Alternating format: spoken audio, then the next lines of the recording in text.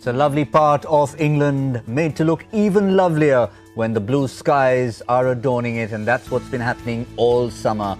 This is Nottingham, home of Robin Hood, home of some lovely, lovely buildings in the centre of the city, the castles just to the fringe, and of course in the heart of the city is Trent Bridge, just by the river, with a brand new stand that now sits atop the main pavilion. This is the first of 3 ODIs, and we're going to bring all the analysis to you right here on Crick Buzz Live.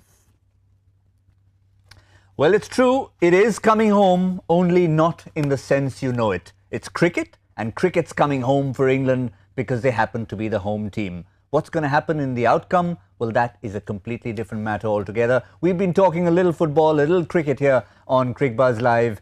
And just in case you watched the last show, yes, it is going to be England and Belgium, only it's going to be on the Saturday, just in case you wanted to know. But we won't talk about who said what. Instead, let's welcome a brand new guest on the show to join Joy Bhattacharya and Zahir Khan is a hardcore Croatia supporter and my namesake. Welcome, Gautam Gambhir. Pleasure. Great to have you here and great to see blue skies. How often have you been in England and seen so much of blue up in the sky? Not much, to be honest. I think most of the summer, when it's in England, still obviously it's pretty much it rains every second or third day. The last time when I toured there, obviously it was not the same summer which it is right now. But really, I know we've talked a lot about it in the T20 series. They're calling it an Indian summer, but it's not just because of the weather and the heat and the blue skies. It's the brand of cricket India are playing now.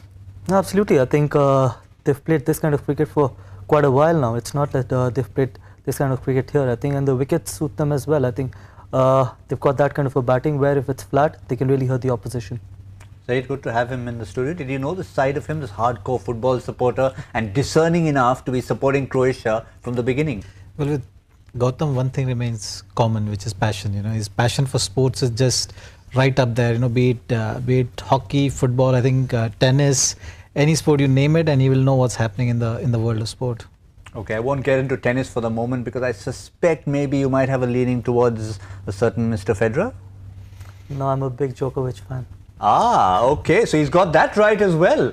Here I was just trying to find a little weakness in the armory there, but I didn't find one. So we're looking forward to that. Joy, again, this should be 50 over cricket. Looking forward to the World Cup, and that's what Virat Kohli has been saying. Absolutely, but before that I want to tell that the most interesting debates that we used to ever have in KKR was when the Real Madrid fans led by Gautam and I think Jaydev, all these were on his side, and the other side was Manoj Tiwari, Shakib Al Hasan, all the Barcelona fans. And that debate, when there was at least thrice I've seen there's been a derby, and a La Liga derby is a thing to watch. You should see KKR then. So if you want to see passion, either watch him in the middle or watch him watching a Madrid derby. Wow, El Clasico. I know who I'm watching my next El Clasico with. But yeah, coming back to the cricket. Firstly, I'm really happy to see so many record holders out there in the ground. You know, Virat Kohli, one of the greatest batsmen ever. Eoin Morgan has just become the highest scorer for England in one-day internationals. But David Boon out there holds the best record, I think. 53 beers in a single flight between Sydney and England. I knew that was coming. Was it 53? Well, I thought he crossed 60. No. It was claimed that he had 52 beers. Jeff Lawson was a sort of pacekeeper till 23 and then he fell asleep. Then they had somebody else sort of give him company for a while. When Merv Hughes was told this story, he said that, you know, he's supposed to have had 52 beers. Is it true? He says, absolute rubbish. It was 53, you know. So, you know, great to see. This is the kind of conditions where they can go out and do a lot of stuff. But, you know, all record holders out there, we should have a few more records today. Not to mention, if you add to the 3 gentlemen, the biggest record holder, I think, is that surface, Trent Bridge. Just recently, we've had a match out there where 480 plus was scored. That's ridiculous. That's not even a record. Let's try and focus on the match at hand today. It's India versus England. Let's have a look at the Indian lineup. Because as we said during the 3 T20 internationals, that it's going to be pretty much the same nucleus of the squad, and this is proof of that. Pretty much an identical lineup. The only difference being, of course, we've got the secondary spinner coming back into the 11 in Kuldeep Yadav, and the injury to Bhuvneshwar Kumar means a first cap for Siddharth Kaul. How do you look at that lineup? Again, ODIs, T20s have almost become one. Look, probably I would have had Dinesh Karthik in place of Suresh Raina. I think the kind of form he's in, I would have picked him in the 50 over format. Obviously, Suresh Raina is little bit more destructive in the T20 format, but I would not have picked Suresh Raina. I would have gone with Dinesh Karthik. It gives you more solidity, it gives you more options, to be honest. He's a much better overall player when it comes to spin and fast bowling, and he can be very destructive in the later half of the inning as well. Yeah, he speaks his mind. That's an interesting point over there. Do you think it's just Suresh Raina just be given a longer rope? Maybe here's one more try for you in the 50-over format? They're trying for sure. I think, you know, that number 5 position is so crucial, you know, in ODI format. If you look at most of the teams approaching the game now, you know, at 30-over mark, they look to have wickets in hand, and then, you know, look at it as a 20-over game, and that power play, when it's coming towards the end of that second power play, that's where you need to up the ante and, you know, probably put the foot on the accelerator, and that's where Suresh Raina can be vital, you know. So that run which Suresh Raina is getting right now is because of that key position. It'll be interesting to see though, because he's not really been batting at that position. Like, you know, number 3 is where he's been enjoying, and most of his big scores have come at that position. So it'll be interesting to see, you know, how quickly he adapts to this role. And sorry, one more thing. I think once Kedar Jadhav gets fit, whether they're going to give Suresh Raina a go ahead of Kedar Jadhav will be a massive point, because Kedar Jadhav can chip in with a couple of overs as well, unless and until they're looking at Suresh Raina as a 6th bowler. As I just mentioned, if as a pure batter, I would have gone with Dinesh Karthik. Interesting point there, because one thing we see over there at the moment is we've got 5 bowlers and there's no one really to turn to if somebody gets hit. No, that's absolutely true. And just coming back to the Dinesh Karthik point, the other thing is that you have three of the top 10 ICC rated batsmen are there in that lineup already. Your big issue is that if Dhoni wants to bat up a bit more, the only real finisher you have is Hardik. And Suresh Raina is by nature not a finisher. He's a number 3, not a finisher. So if you're going to move the batting order around a bit, then Dinesh is a far better, because he fits into more slots than a Suresh Raina does in that sense. I mean, so definitely that's a fair point out there, and it'll be interesting to see how long a run he gets, how long a rope he gets this season, and that's the big issue. We were talking a lot about the road to 2019. Now, we've got to keep our eyes on how many matches each team has, and I think it's worth having a look at this as well in terms of the number of matches. If you have a look at the different opponents, of course, after England, there's going to be the Asia Cup, the West Indies, Australia, New Zealand and Australia. So you're looking at a maximum of 6 games depending on how you perform. This is really the time, if you're looking at 12 months, fair enough period to say that you should have a settled lineup by now? Look, maybe a settled 15? Look, I'm not a strong believer that we need to think about World Cup from now on. We got to start winning. The only way you can get that confidence going into the World Cup is by winning, not by experimenting.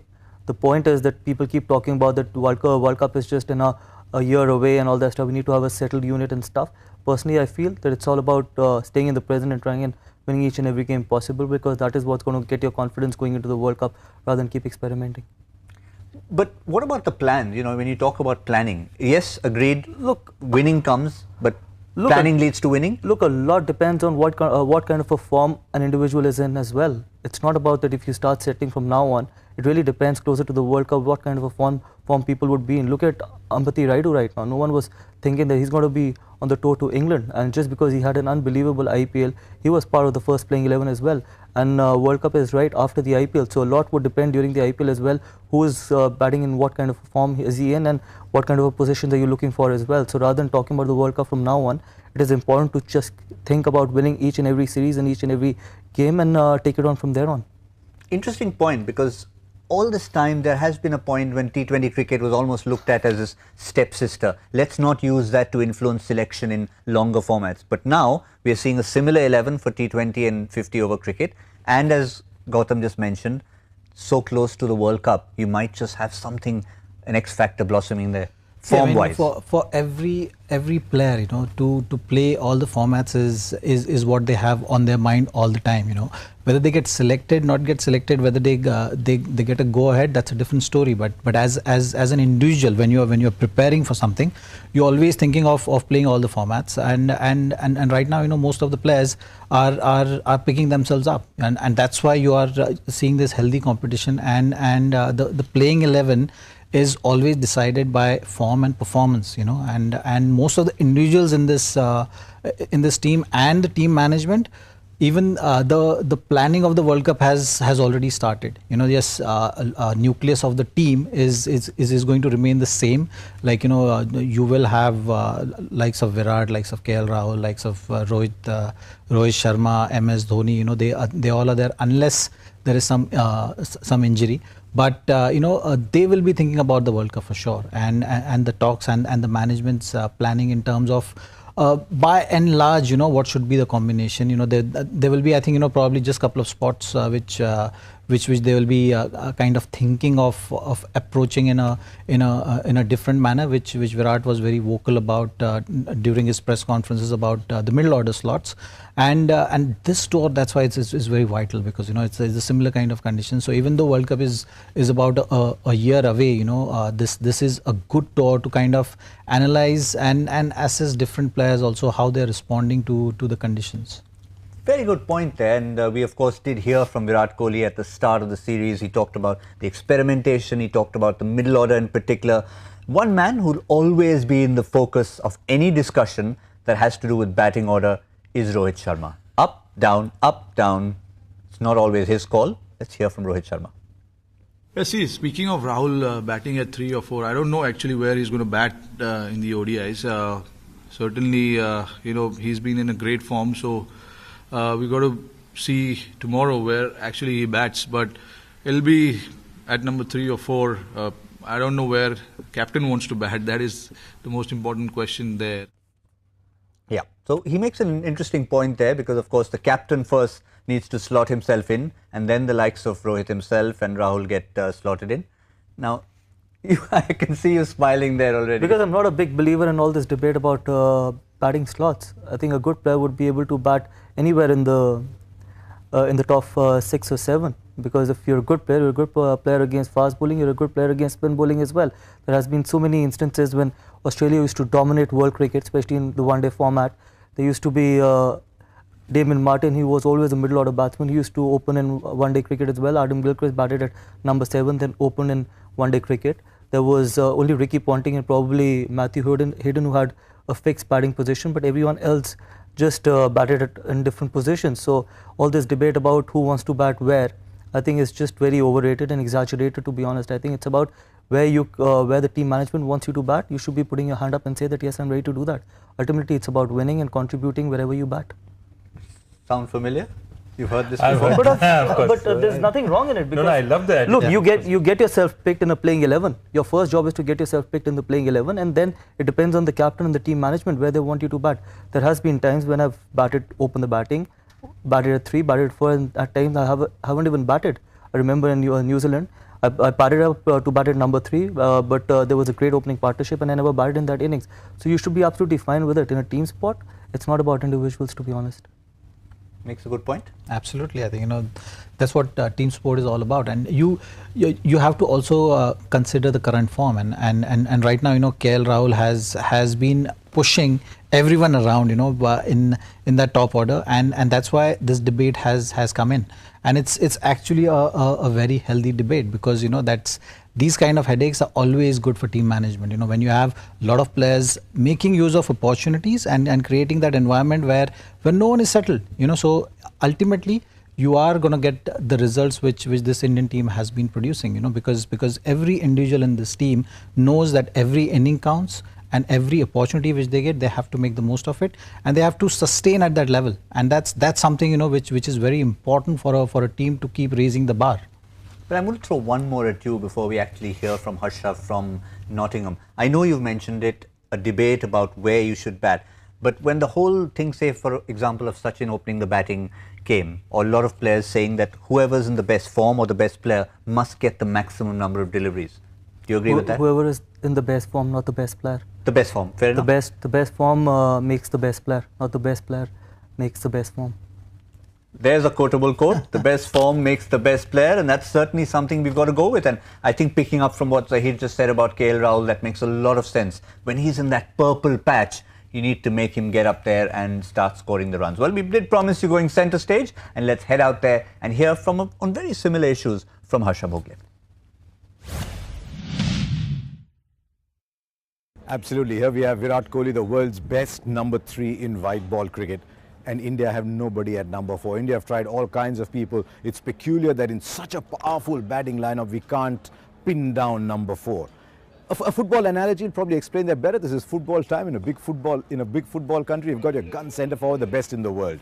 He can also play on the wings, but there's another guy who can't play on the wing, but he's decent enough centre forward. What do? Do you say, sorry, my main goal scorer plays in the position that he is happiest in? Or do you say, let me look at the combination, an average winger and a gun centre forward versus a very decent centre forward and an equally good winger? So I think that is what India is going through. Virat Kohli can bat 3 and 4. India don't have a number 4. But I actually believe if KL Rahul continues his form, and you have to play KL Rahul today, then you have Dhawan, Rohit, and if you have Kohli controlling the end, even if Kohli bats 30, 35 overs, he can still get 100 from there and still control the end. And the more powerful Kohli, compared to 3 or 4 years ago where he couldn't hit the big sixes, is now hitting them at will. I actually, in a 50-over game, I don't mind Virat Kohli at number 4. That might well be the last link in the batting puzzle that India have before the World Cup.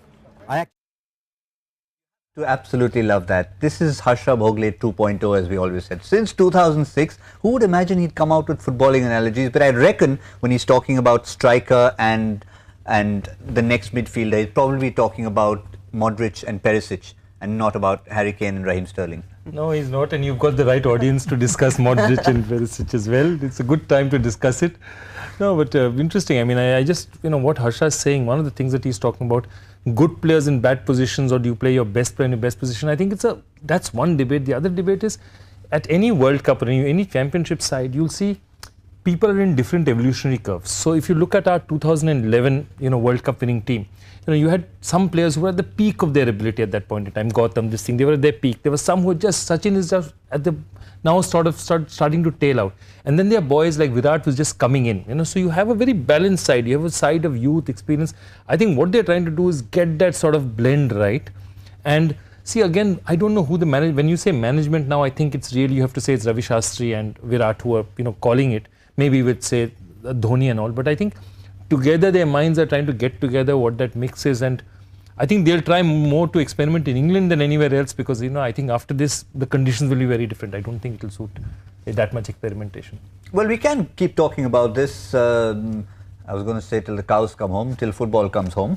But let's move on to England for the moment. And remember, we might be underestimating them, we might be focusing on India, we might be looking at the strengths of India, but they happen to be the #1 side in the world at the moment. You may not focus too much on rankings, but the fact is England have been playing like a #1 side of late. I mean, you don't just make 480, never mind who the opposition was that day.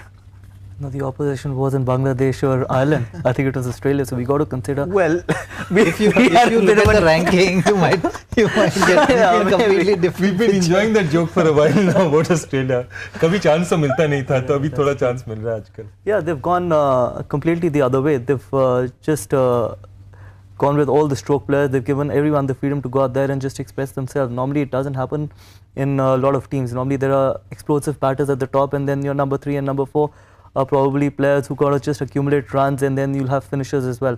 But if you see England, they've just got firepower throughout their entire batting lineup, except I think Joe Root, who bats at 3. If you see, everyone else is a stroke player who can just be very, very destructive. Yes, we talked a lot about this during the T20 series, about their batting order, the depth of the batting order, the likes of Moeen Ali, David Willey coming down the order, Adil, Rashid with 10 first-class hundreds. So it really has some depth over there. And even with Alex Hales missing in this lineup, it still looks lethal. Absolutely, I think that's another team which has got the similar kind of headaches to what Indian team has. The problems of plenty and good players. So Root coming in is going to be a big boost, because it's not a T20 format. In this format you need partnerships, you need wicket in hand. The approach which we've seen from English side in T20 internationals, which was just about making sure that they're putting the pressure on the bowlers right from the word go. You might not see that kind of approach in ODIs, because in ODIs you do need partnerships. You need to be cautious, and the two wrist spinners which India has. It will be interesting to see how England is dealing with them in a longer format. I mean, when I'm saying longer, format is relatively overs, yeah. longer compared to 20 overs, because you have 20 overs of wrist spin. I think, you know, how England tackles that 20 overs of wrist spin is going to determine the outcome of the target India will be chasing. And one person I think who's going to be key to that is going to be Joe Root. Eoin Morgan was very diplomatic at the toss when asked about him. Did he get fired up after getting dropped? And he said, well, he's fired up anyway, sort of like the gentleman next to me. But let's have a look at... What? I'm not fired up at all. Not now. Get the Not pads on, get a bat in hand. He will never be fired up in the studios. You know, give him some cricket gear and he'll be... Exactly, that's what I meant. That's what I meant. So with Joe Root, I mean, yes, they were talking about him having missed out on a particular game, but have a look at this. Since April the 1st, 2015, topping the list for England with hundreds and 50s. He's the only English batsman in the top 10. Right now, 4 of the players playing this match are among the top 10 batsmen. So you have Shikhar Dhawan, you have Virat Kohli, you have Rohit Sharma, and you have Joe Root. I mean, leave aside Josh Buttler's incendiary form right now. Joe Root is a man who's been bringing it home for England all of this year. Really. He certainly has, and when you look at that, you kind of forget, you know, we obviously get used to T20 cricket, you're talking about the 150 plus strike rates. But with Joe Root, even if you think of a 120, 125, when you're scoring those big runs, occupying that large part of the innings, that's when he becomes such an asset to England. I reckon England won Joe Root more than England want Alex Hales in a 50 over format, because there would be times when you would want someone batting at 3 who could bat deep and who can try and take the team along so that the entire batting can play around him, and especially against quality opposition. Joe Root is a better player of spin bowling as compared to Alex Hales. Obviously, Alex Hales is a better T20 player, but England needs Joe Root much more than Alex Hales. Yes, and what about the venue itself? I know we briefly mentioned this once on the show. This is the very venue where we saw that record-breaking score. We're not going to make any more Australia jokes, I promise, or we'll try not to anyway. But it was, in fact, the fact that England did put those runs on. What does our man centre stage have to think about Trent Bridge as the venue? It's a tricky one. Before you came here, who were your 2 best seam new ball death bowlers? Bhuvneshwar Kumar unlikely to play, Jasprit Bumrah surely not playing. So your key bowlers in the back 10 are now suddenly not available to you. But India have something that Australia did not have. They have bowlers with the ability to move the ball off the straight. Australia had medium paces, they were bowling straight. I was watching someone like AJ Tye, absolutely straight. Nothing was moving. Kane Richardson straight, Ashton Agar straight. And so the English batsmen were picking the line in great form, and they were socking it to the Aussies like the Aussies have done to them. India have 2 bowlers who move the ball off the straight, and they've got good old-fashioned swing bowlers. So I'll be very, very surprised if we have those kind of runs, even though I strongly believe that Trent Bridge as a ground is participating in making bowlers extinct. But I think it also depends on the bowlers. If there's a breeze blowing, since the new stands have come up here, the ball swings a little bit more. So I'll be very surprised if that happens. Yes. Well, we may not necessarily talk about those records, but well, Trent Bridge is the ground where it happened. The pitch may not have changed too much. I think the only factor that has changed, in fact, is the opposition, and in particular those 2 spinners. But let's not harp too much about it for the moment. We've got one more very important factor to get through, and how tough a question are you going to start us with on the joy factor at the start of the ODI series? Given that Gautam's here, I'm going to put in a nice good length delivery. No, good length delivery. Not a very tough delivery, good length delivery. But it's relevant to a lot of the conversation that's happened. Take a look. It's an interesting one. Take a look. So this is a very select group of 12 people in one-day internationals. The last one to joined less than a month back. The first one to become a member of this group was in 1983. And his feat is not as impressive as the rest for some reason. 2 Indians are a part of this group currently. What are we talking about? I can only give you one hint. Gautam, you want to give the hint? What, does Trent Bridge have anything to do with it? So yeah, the last member of the group joined in this very ground. That's a hint. Interesting. Answers have already started. Okay, I have one more question. No, don't give any more. It's not a group that Zahir Khan would particularly like.